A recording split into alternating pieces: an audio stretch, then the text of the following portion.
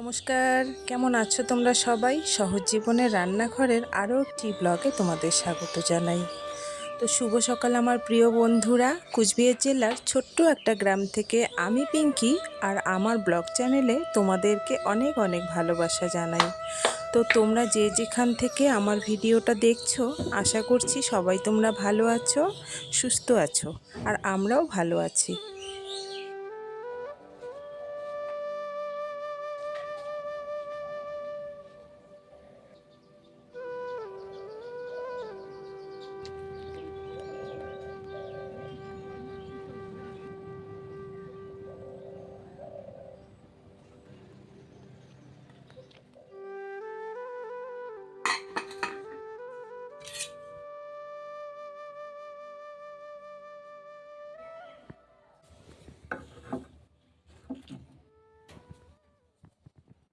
নিয়ে গেছে হাত ধরে, তারপরে হাতটা ছেড়ে দিয়েছিল।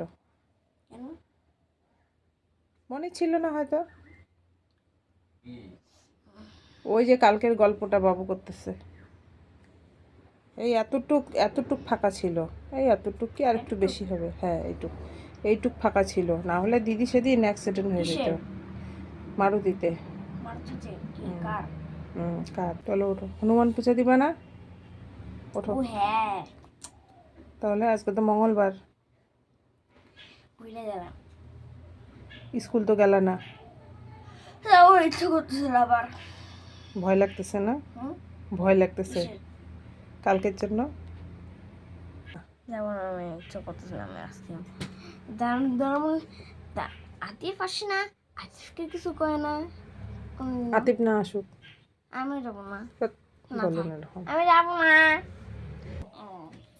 ওঠো ওঠো, একটা ঝটকা দিয়ে ওঠো দেখি।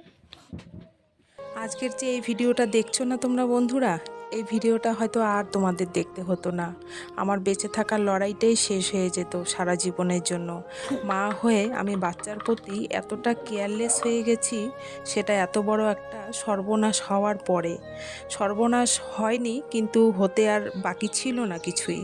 কিন্তু গোবিন্দের কৃপায় আমার সন্তানকে আমার কাছে ফিরিয়ে দিয়ে বলেছে, দেখ তুই কত বড় ভুল করেছিস, আজকে এতটা কেয়ারলেস হয়ে গেছি, তাই হয়তো ভগবান আমাকে আঙুল দিয়ে দেখিয়েছে যে দেখ কি ভুল করছিস তুই। তো ভুল হওয়ার আগে আমি নিজেকে সংশোধন করে নিয়েছি, আর এই ভুল আমি জীবনে করব না। ঈশানের যদি কিছু হতো না, সত্যি আমি মরে যেতাম বন্ধুরা। যে ভুল করেছি, বেঁচে থাকতে এত বড় ভুল আর আমি করব না। আমি কথা দিলাম তোমাদের। তোমরা আজকের ভিডিওটা দেখার পরে আমাকে অনেক কিছুই বলবে আমি জানি, কিন্তু আমি সব কিছু শুনবো। এটা আমার দরকার ছিল এটা। मेरे पथरी सुहारे रामचंद्र के काज सवारे, लाए सचवन लखन जी आए, श्री रघुबीर हरिशोर लाए, रघुपति की नहीं बहुत बड़ाई, तुम मामो प्रिय प्रभु मोती का मेरी मुँह माही चल दिला। কালকে কি হয়েছিল বাবা, বন্ধুদের একটু বলো। হ্যাঁ, কালকে কি হয়েছিল? কালকে বন্ধুরা আমার অ্যাক্সিডেন্ট হতে চাইছিল, আমি দৌড় মারছিলাম। ভালো করে উঠে বলো।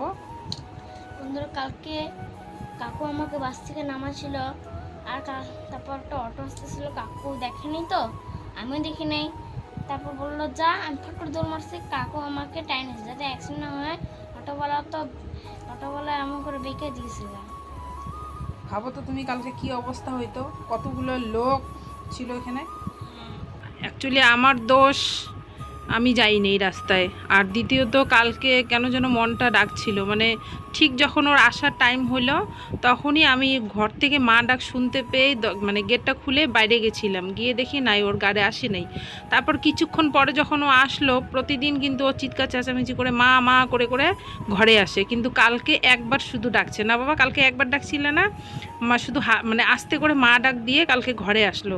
আসার পরে সোফায় বসলো, বসার পরে মুখটা দেখে একদম শুকনা হয়ে গেছে। তা জিজ্ঞাসা করলাম যে কিছু হয়েছে না কি রে, বলে কি না। দুইবার করে জিজ্ঞাসা করছি, আর আমারও কেন যেন কালকে মনে হয়েছিল ওর কালকে কিছু হয়েছে।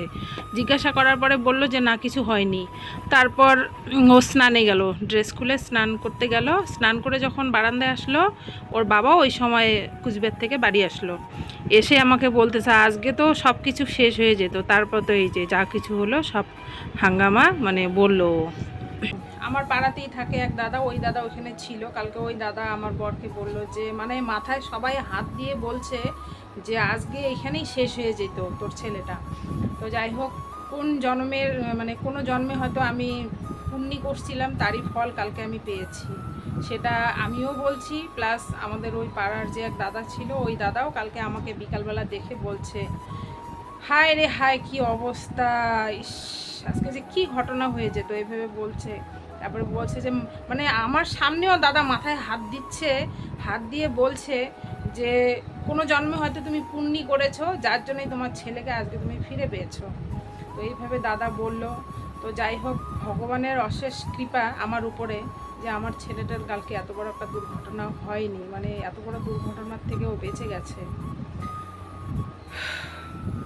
মানে ভাবলেও শরীরের লোম দাঁড়ায়, জানো তো। মানে আজকেও আমার বর সকালবেলা বলছে যে সত্যি কালকে যে একটা কী দিন গেল, মানে আজকেও ভাবছি।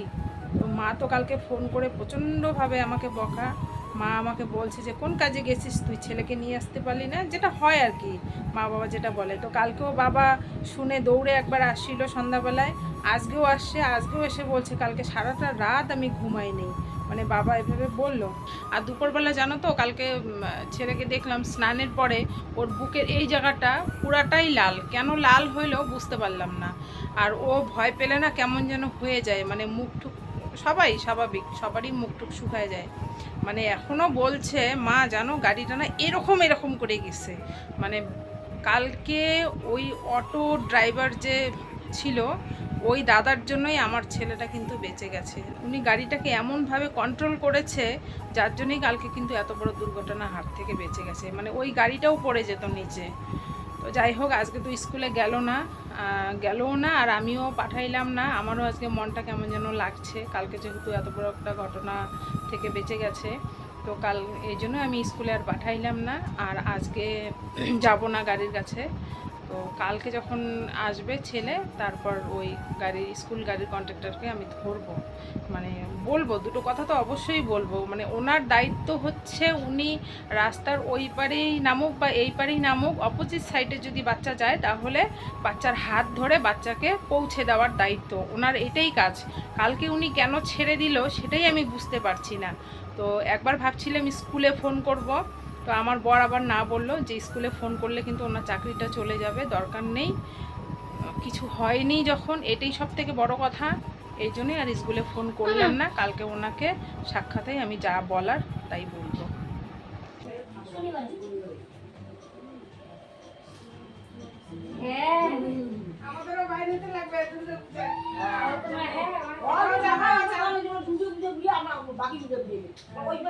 আমি জানি আজকের দেওয়া ভিডিওটা তোমাদের একদমই ভালো লাগবে না, তাই আর কিছু বলবো না। সবাই তোমরা ভালো থেকো, সুস্থ থেকো, সাবধানে থেকো, আর নিজের সন্তানকে আগলে রেখো। দেখা হচ্ছে শিগগিরই পরের কোনো ভিডিওতে।